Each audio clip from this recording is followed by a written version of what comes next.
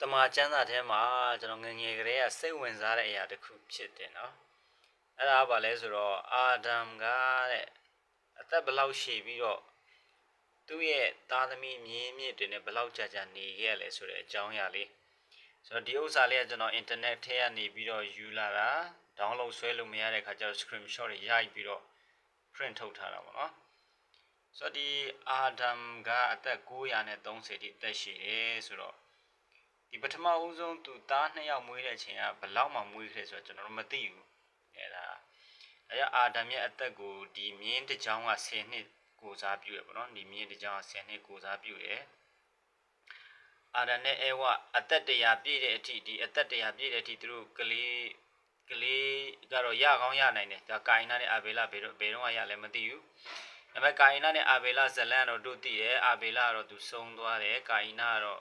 တခြားဒီအနွေတစ်ခုထဲမှာရောက်သွားတာပေါ့နော်အဲ့ဒါအဲ့အပိုင်းကိုခဏထားလိုက်အောင်ဆိုတော့တမန်ကျမ်းစာထဲမှာဖော်ပြချက်ရအာဒမ်ဟာအသက်130မှာအသက်130မှာရှေတောက်မွေးတယ်လို့ဆိုထားပါတယ်အသက်130ဆိုတော့ဒီ130ဆိုတော့အာဒမ်ခုနှစ်အခုကျွန်တော်တို့ခုနှစ်ပဲထားလိုက်ပါနော်130မှာရှေတောက်မွေးပြီးတော့နောက်ထပ်သားသမီးတွေကိုလည်းမြင်သေးတယ်တဲ့ဒီမှာသားသမီးတွေဒါဘယ်လောက်လဲကျွန်တော်တို့မသိဘူးဒါတော့ဒီလိုပဲဖော်ပြထားတယ်အဲ့တော့ဒီရှေတာကလည်းပဲရှေတာအာဒမ်130မှာရှေတာမွေးရှေတာကလည်းပဲ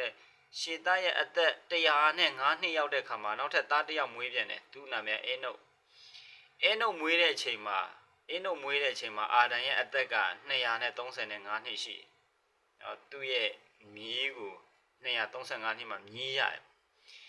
နောက်တစ်ခါအေနုတ်ကလည်းပဲသူ့ရဲ့အသက်69နှစ်ဆိုလားပဲ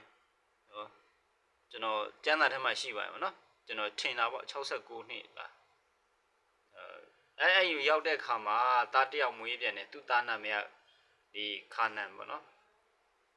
ခေနန်ကိုမွေးတယ်သူကမြည်ဆိုတော့ဒီခေနန်မွေးတဲ့အချိန်မှာအာဒမ်ရဲ့အသက်က325အာဒမ်ရဲ့အသက်က325ဆိုတော့ဒီမှာသားမြည်ပြမြစ်ရတဲ့အချိန်မှာ325နှစ်နောက်တစ်ခါဒီခါနန်ကလည်းပဲအသက်80ပြည့်တဲ့ခါမှာတဲ့သားကိုပြန်မွေးတယ်လို့ကျမ်းစာထဲမှာဆိုထားတယ်မဟာလီလမွေးတဲ့အချိန်မှာအာဒမ်ရဲ့အသက်က395နှစ်ဖြစ်ပါတယ်ဒီမှာအာဒမ်ရဲ့အသက်ဒါအာဒမ်ရဲ့အသက်မြင်းမဟာလီလမွေးပြီးခါမဟာလီလစောစီးကလေးရပြန်တယ်ကွာမဟာလီလအသက်65နှစ်ပြည့်တဲ့ခါမှာတဲ့သားဒီယာရက်ကိုမွေးတယ်ယာရက်မွေးတဲ့အချိန်မှာအာဒမ်ရဲ့အသက်က460ဒီဘယ်လောက်ရောက်သွားပြီလဲဒီမှာဆိုရင်ရှေတာသားအိမ်နောက်ကမြေဒီမှာမြေပြီးတီရပြီတီမြင်ပြီအမှတီမြေတီဒါတော့တွတ်ပေါ့နော်ယာရက်ကတွတ်ဖြစ်ဟုတ်တယ်နော်ဒီမှာရှေတာဒါသားမြေတီ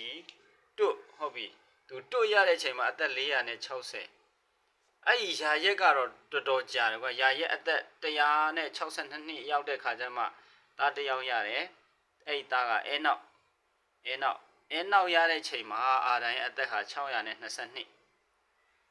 622မှာအဲနောက်မွေးတယ်တဲ့အဲ့တော့အဲနောက်ကလည်းပဲအသက်65နှစ်ပြည့်တဲ့ခါမှာဆိုရင်သားတစ်ယောက်ပြန်ရပြန်တယ်သူ့နာမည်ကမတူရှလမွေးတဲ့ချိန်ဒီမှာတော့မှဟိုကပုံကမဆန်းလို့အောက်မှာနည်းနည်းပြန်ဆုပ်လိုက်တယ်ဒီမှာမတူရှလဆိုတော့မတူရှလမွေးတဲ့အချိန်မှာအာဒမ်ရဲ့အသက်က689နှစ်ရှိတယ်600ဆိုတော့ဒီမှာမြစ်တီတို့ဆိုတော့ဒီမှာကျွတ်နော်အဲနောက်ကတော့သူ့ရဲ့ကျွတ်ပေါ့ဒီတို့ကျွတ်ပြီးတော့မတူရှလကျတော့ကျွတ်ရဲ့နောက်မှာပါရှုံးတယ်တို့ကျွတ်ဆက်လာဆိုတော့မတူရှလအသက်အရှည်ကြီးဖြစ်တယ်မတူရှလဆိုတော့အာဒမ်ဟာအဲ့ချိန်ဒီအာဒမ်ရဲ့အသက်ကနော်အာဒမ်ကမတည်သေးဘူးဒီမှာတစ်ချက်ပြန်ကြည့်မယ်အဲ့လည်းအရှည်ကြီးပဲဒါကအာဒမ်ရဲ့အသက်ဖြစ်ပါတယ်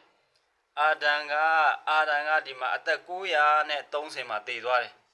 မတူရှေလကလည်းပဲအသက်189လောက်ရောက်တဲ့ခါမှာတဲ့သားလာမတ်ကိုမွေးတယ်လာမတ်ကိုမွေးတယ်အာဒမ်ကလာမတ်အထိသူမှီတယ်အာဒမ်လာမတ်အထိမှီတယ် အာရန်တည်သွားတဲ့ခါမှာသူ့ရဲ့သားရှေတာကအသက်800အသက်800ရှိတယ်သူ့ရဲ့မြီးကကြတော့895မြီးပြီးတော့မြီးကကြတော့605မြီးတီက935တွတ်480နော်ကျွတ်ဟာအဲ့ကြ300နဲ့8နှစ်ဟာမတူရှလတော့ဘယ်လောက်ရှိမလဲကျွန်တော်မတွက်ကြည့်သေးဘူးနော်လာမဲ့လည်းပဲအသက်ကဒီမှာခမတ်လို့ရတယ်နော်ဒီမှာ10 20 30 40 50ကျော်ပေါ့60မပြည့်သေးဘူးလာမဲ့10 20 30 40 50အဲ့ပေါ့50ကျော်ပေါ့နော်50ကျော်ပဲရှိတယ်ဆိုတော့အာဒန်ရဲ့အသက်930မှာသူလာမဲ့အထိမြည်တယ်လာမဲ့ဆိုတာမျိုးဆက်10ဆက်မြောက်လို့ကျမ်းစာထဲဆိုထားတယ်ထင်ပါတယ်နော်ကြည့်အာဒန်အပါဝင်ပေါ့10ဆက်မြောက်ကိုသူမြည်တယ်ရောက်ဒီမှာအစမှာဗာပြောထားလဲဆိုတော့အာဒန်ကတဲ့ဒီမှာအာဒန်ကဒီရှေသားနဲ့နှစ်ပေါင်း800စကားပြောခဲ့တယ်အဲနောက်နဲ့695နှစ်စကားပြောခဲ့တယ်ပြီးတော့ခါနန်နဲ့အသက်နှစ်ပေါင်း605ထိစကားပြောခဲ့တယ်ပြီးရှင်မဟာလေနာလည်းနှစ်ပေါင်း935ထိစကားပြောခဲ့တယ်လို့ဆိုတယ်ပြီးလို့ရှင်ယာရက်နဲ့အသက်480နှစ်ပေါင်း480စကားပြောခဲ့တယ်အဲနောက်နဲ့နှစ်ပေါင်း300နဲ့8နှစ်စကားပြောခဲ့ပြီးတော့မတူရှလနဲ့နှစ်ပေါင်း400နဲ့243နှစ်ထိစကားပြောတယ်လာမက်နဲ့တောင်မှ56နှစ်သူစကားပြောခဲ့တယ်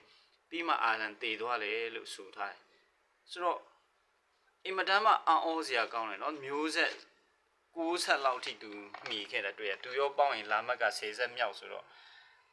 ဒီလိုမျိုးအံ့ဩစရာတွေဒီဟာလေးကိုကျွန်တော်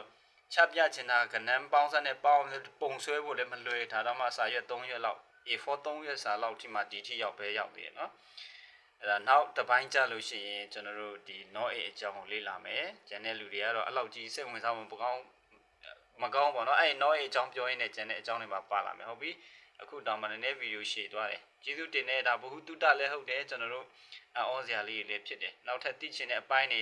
အသက်အပိုင်းခြားတွေသိချင်ရင်တော့မေးလို့ရတယ်ကျွန်တော်အာဒန်ကနေပြီးတော့သခင်ရှုခရစ်တော်အထိဒီလိုမျိုးပုံစံလေးတွေရှိထားတယ်ဆိုတာလည်းပြောပြချင်တယ်